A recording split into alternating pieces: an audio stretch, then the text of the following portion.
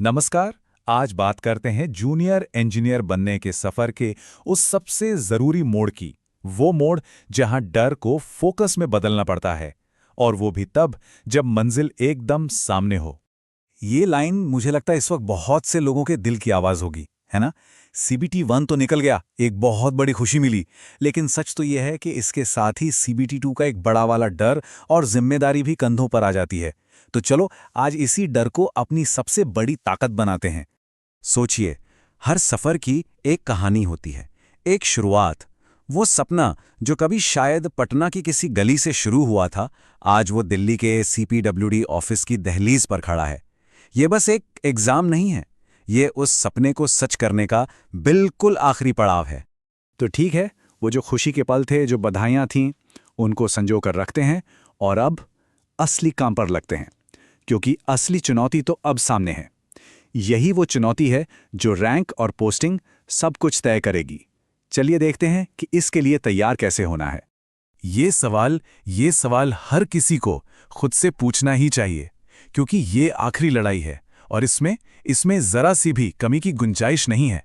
तो एक मिनट रुकिए और सोचिए, क्या अपनी रणनीति, अपना डेडिकेशन, अपनी तैयारी, क्या वो उस लेवल पर है जो हजारों की भीड़ से अलग खड़ा कर दे? चलिए अब आते हैं सीधे मुद्दे पर। सीबीटी 2, जैसा कि हम जानते हैं, ऑब्जेक्टिव है और इसमें कुछ सब्जेक्ट्स वो बिल्कुल सफलता की नींव हैं। ये वो कोर सब्जेक्ट्स हैं जिनमें अगर महारत हासिल कर ली तो जूनियर इंजीनियर का पद पक्का है। ऑल राइट, तो ध्यान दीजिए, ये 4 पिलर्स हैं। सबसे पहले आरसीसी और स्टील डिजाइन। यहां से सीधे आईएस कोड्स और लिमिट स्टेट मेथड पर सवाल बनेंगे। और याद रखना, इन्हें रटना नहीं है, समझना है। फिर आता है एनवायरमेंटल इंजीनियरिंग। इसमें थ्योरी और न्यूमेरिकल्स का अच्छा बैलेंस बनाकर चलना है, खासकर वाटर और सीवेज ट्रीटमेंट वाले हिस्से पर। तीसरा, सॉइल मैकेनिक्स। भाई ये तो सबसे बड़ा पोर्शन है। इंडेक्स प्रॉपर्टीज से लेकर शेयर स्ट्रेंथ तक एक एक फॉर्मूला जुबान पर होना चाहिए। और आखिरी में सर्वेइंग और एस्टिमेशन।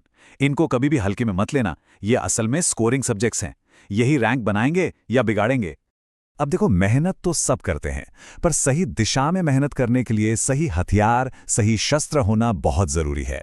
तो सवाल यही है कि आखिर पढ़ना कहां से है। चलो देखते हैं कि इस लड़ाई के लिए सबसे भरोसेमंद हथियार कौन कौन से हैं। यहां पर ना एक 2 prong स्ट्रैटेजी काम करेगी। एक तरफ है अपनी स्टैंडर्ड टेक्स्ट बुक्स, जैसे बीसी पूनमिया या एसके दुग्गल। ये कॉन्सेप्ट्स की नींव को एकदम पत्थर जैसा मजबूत करती हैं। और दूसरी तरफ, जो कि सच में बहुत जरूरी है, वो हैं PYQs, यानी पिछले साल के क्वेश्चन पेपर्स। प्रैक्टिस के लिए ईएससी प्रीलिम्स के पिछले 15 से 20 साल के सवाल तो लगाने ही लगाने हैं, क्योंकि एसएससी जेई सीबीटी 2 का लेवल अब उसी को टच कर रहा है। अब एक प्रो टिप, ये तैयारी को बिल्कुल नेक्स्ट लेवल पर ले जा सकती है।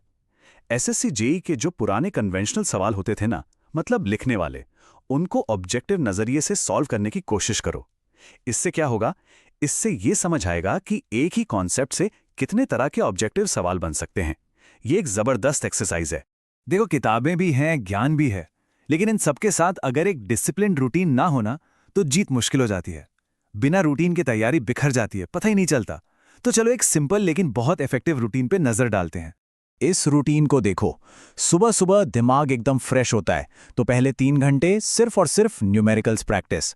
दोपहर का टाइम ये थ्योरी और आईएस कोड्स को रिवाइज करने के लिए बेस्ट है।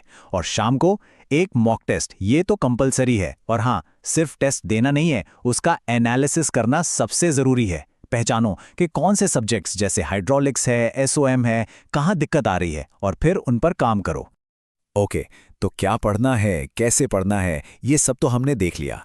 पर इन सब से ऊपर एक सवाल है कि आखिर ये सब कर क्यों रहे हैं? अपना वाय क्या है? जब भी कभी थकान हो, निराशा हो, तो बस अपने उस क्यों को याद कर लेना। इस बात को ना हमेशा दिल में रखना। ये मेहनत सिर्फ एक नौकरी पाने के लिए नहीं हो रही है। एक सिविल इंजीनियर सिर्फ इमारतें, पुल या सड़कें नहीं बनाता, वो अपने परिवार का भविष्य बनाता है। ये मेहनत पूरे परिवार के सपनों को एक मजबूत नींव देने के लिए है।